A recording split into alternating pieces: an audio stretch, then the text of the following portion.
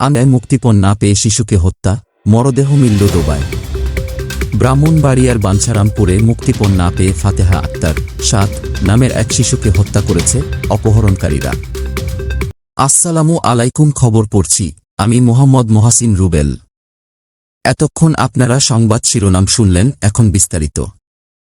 আন্দোলনের নামে বিএনপি এখন দিশেহারা হয়ে ঘুরে বেড়াচ্ছে বলে মন্তব্য করেছেন সড়ক পরিবহন ও সেতু মন্ত্রী বাংলাদেশ আওয়ামী লীগের সাধারণ সম্পাদক ওবায়দুল কাদের এমপি। মঙ্গলবার ৩ অক্টোবর বিকালে সাভারের আমিন বাজার ট্রাক স্ট্যান্ড মাঠে ঢাকা জেলা আওয়ামী লীগের আয়োজনে শান্তি ও উন্নয়ন সমাবেশে প্রধান অতিথির বক্তব্যে তিনি একথা বলেন। বিএনপি জামায়াতের সন্ত্রাস, জঙ্গিবাদ, নৈরাজ্য, অপরাজনীতি ও অব্যাহত দেশবিরোধী ষড়যন্ত্রের বিরুদ্ধে ঢাকা জেলা আওয়ামী লীগের এই শান্তি ও উন্নয়ন সমাবেশে জেলা আওয়ামী লীগ ও এর অন্তর্গত সকল ইউনিট ও সহযোগী সংগঠনের নেতাকর্মীরা স্বতঃস্ফূর্ত অংশগ্রহণ করেন। আওয়ামী লীগের সাধারণ সম্পাদক ওবায়দুল কাদের বলেন, বিএনপির আন্দোলন এখন দিশেহারা হয়ে গোলকধাঁধায় পরিণত হয়েছে। বিএনপি খালেদা জিয়াকে ছাড়া নির্বাচনে যাবে না, এরকম আরও কত হুমকি। অক্টোবর মাস তো চলে যাচ্ছে, ৪৮ ঘণ্টার আল্টিমেটাম বুড়িগঙ্গায় ভেসে গেছে। গত ডিসেম্বরের আন্দোলন আপনাদের এই গরুর হাটের খাদে পড়ে শেষ। আর আন্দোলন আছে, কোথায় যাবেন? এই জায়গায়, ওই জেলায়, ওই নগরীতে দিশেহারা হয়ে বিএনপি আন্দোলনের নামে ঘুরে বেড়ায়। সেতুমন্ত্রী আরও বলেন, বাংলাদেশের মানুষ এই মুহূর্তে নির্বাচন ছাড়া আর কিছুই চায় না। আমেরিকান ইন্টারন্যাশনাল রিপাবলিকান ইনস্টিটিউট এক সমীক্ষায় মন্তব্য করেছে, বাংলাদেশে এই মুহূর্তে নির্বাচন হলে ৭০% জন লোক শেখ হাসিনাকে ভোট দেবে। এ সময় ভোট দেবার কারণ প্রসঙ্গে ওবায়দুল কাদের পদ্মা সেতু, মেট্রো রেল, এলিভেটেড এক্সপ্রেসওয়ের কথা উল্লেখ করেন। তিনি আরও বলেন, অবকাঠামোগত উন্নয়নের পাশাপাশি বঙ্গবন্ধু কন্যা এদেশের মানুষের ভাগ্যোন্নয়নের চিন্তায় নিজের রাতের ঘুম হারাম করেছেন। দেশে জিনিসপত্রের দামের আজ যে ঊর্ধ্বগতি, সেই জিনিসের দাম যাতে কমে সেজন্য শেখ হাসিনা অবিরাম চেষ্টা করে যাচ্ছেন। বিএনপি চেয়ারপারসন খালেদা জিয়ার বিদেশে চিকিৎসার আবেদনে সাড়া দেয়নি সরকার। রোববার ১ অক্টোবর আইন মন্ত্রণালয় থেকে এ তথ্য জানানো হয়। মন্ত্রণালয় জানায়, বিদেশ যেতে হলে খালেদা জিয়াকে জেলে গিয়ে পরে আদালতে আবেদন করতে হবে। বিষয়টি নিশ্চিত করে আইনমন্ত্রী আনিসুল হক বলেন, খালেদা জিয়ার বিদেশে চিকিৎসার আবেদনের বিবেচনার সুযোগ নেই। তিনি বলেন, খালেদা জিয়ার পরিবারের পক্ষ থেকে যে আবেদন করা হয়েছিল তার প্রেক্ষিতে সরকার ৪০১ ধারা অনুযায়ী তাকে বাসায় রেখে চিকিৎসা দেওয়ার ব্যবস্থা করেছে। এই আবেদনটি একবার নিষ্পত্তি হয়ে গেছে। এটি নিয়ে দ্বিতীয়বার আর কোনো কথা বলার সুযোগ নেই। এর আগে এদিন সকালে আইনমন্ত্রী আনিসুল হক বলেছিলেন, খালেদা জিয়ার বিদেশে চিকিৎসার ব্যাপারে প্রধানমন্ত্রী যে মতামত দিয়েছেন তা-ই আইনের অবস্থান এবং সেটিই ঠিক।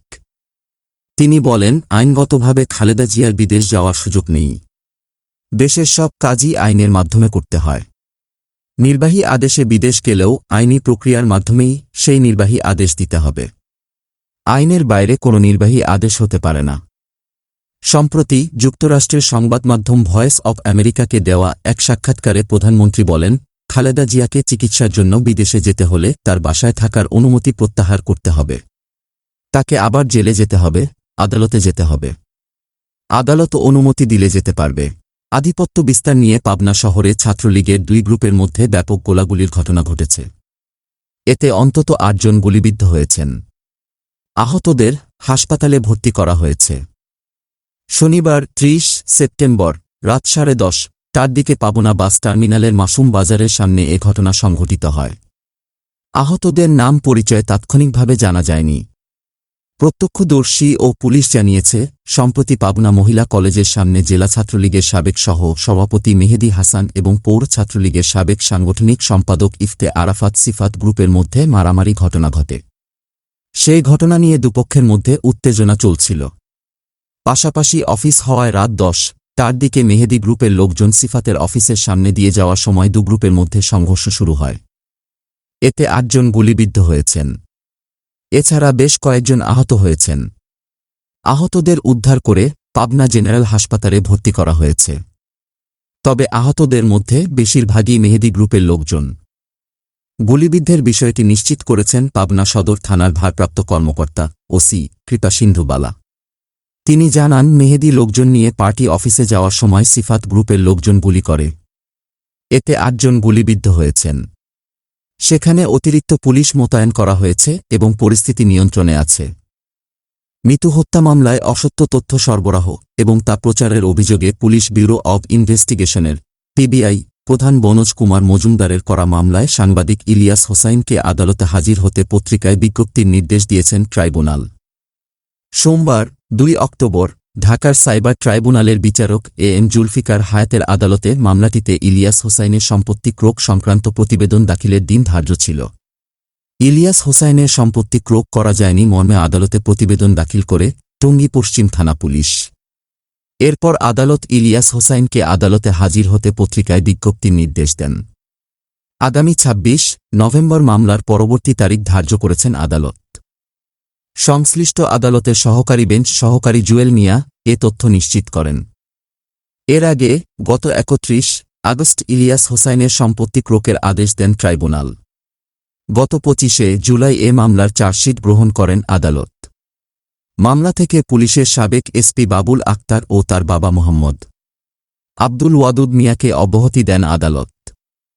সাংবাদিক ইলিয়াস হোসাইন এবং বাবুল আক্তারের ভাই মোহাম্মদ হাবিবুর রহমান লাবুর বিরুদ্ধে পুলিশের দেওয়া চার্জশিট গ্রহণ করা হয়। ইলিয়াস হোসাইন পলাতক থাকায় আদালত তার বিরুদ্ধে গ্রেপ্তারি পরোয়ানা জারি করেছেন।